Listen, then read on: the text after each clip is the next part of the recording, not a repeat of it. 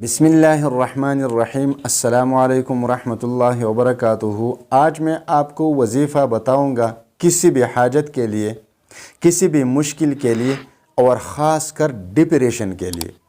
Depression की बीमारी मौजूदा ज़माने में बहुत तेज़ी से फैल रही है। अवल कमाल की बात यह है कि इसका कोई इलाज भी डॉक्टरों के पास नहीं, क्योंकि ऐसी कोई इलाज अभी तक नहीं है जो डिप्रेशन का इलाज हो।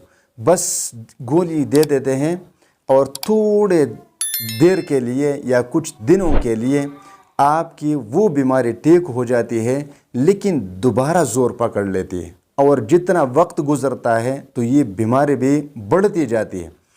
तो बहुत सारे लोगों ने कमेंट में भी बताया था, वैसे भी सवालात पूछे थे कि डिप्रेशन के लिए कोई वजीफ़ा बता दे, कोई वजीफ़ा बता दे।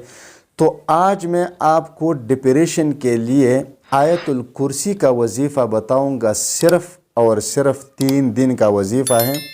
आप यकीन करें कि इंशाअल्लाह ताला आपकी डिप्रेशन की बीमारी इससे 100% ख़त्म हो जाएगी और आप जिस मकसद के लिए, जिस हाजत के लिए ये वजीफ़ा पढ़ेंगे, अल्लाह तबारक व तआला उस मकसद में और उस हाजत में आपको कामयाबी अता फ़रमाएगा।